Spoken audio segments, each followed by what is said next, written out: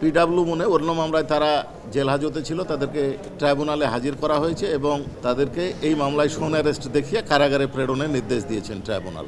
এই মামলার তদন্ত রিপোর্ট দাখিলের জন্য পরবর্তী দিন ধার্য আছে 9 মার্চ এবং গত 11 তারিখে প্রাইমা ফেসি তাদের বিরুদ্ধে আছে বা রিপোর্টের এই তদন্তকারী অফিসারের রিপোর্টের ভিত্তিতে এবং প্রসিকিউশনের আবেদনের ভিত্তিতে ট্রাইব্যুনাল তাদেরকে প্রোডাকশন ওয়ারেন্ট দিয়েছিলেন, তার ভিত্তিতে আজকে তাদেরকে নিয়ে আসা হয়েছে। আপনারা অভিযোগ কি আছে, এই বিভিন্ন থানায় তাদের বিরুদ্ধে, স্থানীয় থানায় যে মামলাগুলো হয়েছে তাতে 16টা মামলা আছে তাদের বিরুদ্ধে বিভিন্ন থানা, কিন্তু সেই বিবেচ্য বিষয় আমাদের এখানে নয়। আমাদের এখানে তদন্তকারী কর্মকর্তা যে তদন্ত করছেন এবং যারা ইনভেস্টিগেশনে যাদের সম্পৃক্ততা পেয়েছেন তাদের বিরুদ্ধেই এইখানে গ্রেপ্তারি পরোয়ানা বা শোন অ্যারেস্টের আবেদন জানানো হয়েছে।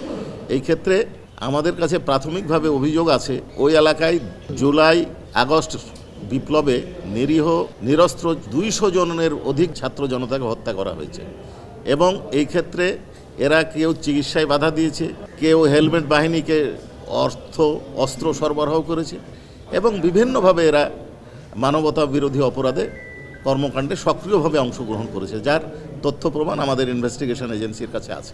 যখন আমরা ইনভেস্টিগেশন রিপোর্ট পর্যালোচনা করবেন চিফ প্রসিকিউটর এবং তার টিম, তারপরে যখন ফর্মাল চার্জ দাখিল করব তখন সুনির্দিষ্ট অভিযোগ এবং সব বিষয় আপনারা জানতে পারবেন।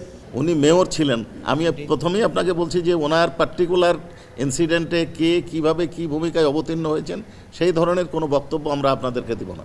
এটা ম্যাটার অফ ইনভেস্টিগেশন রিপোর্ট আসবে, তারপরে আমরা যখন ফর্মাল চার্জ দাখিল করব তখন দিব।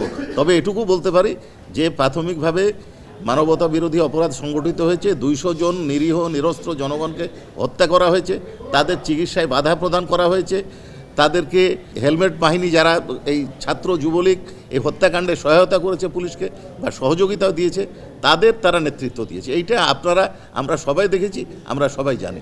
আমরা আমাদের ইনভেস্টিগেশন এবং আমাদের প্রেয়ার যেগুলো আছে তার ভিত্তিতে আমরা কথা বলব। লোকাল মামলায় কোথায় কি ঘটেছে, কি ঘটনা ঘটেছে বা ঘটছে তার দায় আমাদের নয়, তার উত্তরও আমরা দেওয়া আমাদের পক্ষে সম্ভব নয়।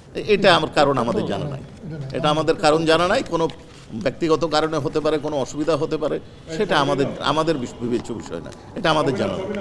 অনেক কারণ থাকতে পারে। পুলিশ যারা প্রডিউস করবে এখানে তাদের দায়িত্ব ছিল, এটা জেল অথরিটির দায়িত্ব ছিল। আমরা জেল অথরিটির কোনো বক্তব্য এখন পর্যন্ত পাই নাই, তবে ইনভেস্টিগেশন এজেন্সি রিকোয়ারমেন্টসের প্রেক্ষিতে যেখানে তিনি ছিলেন সেখান থেকে হাজির করা হয়েছে।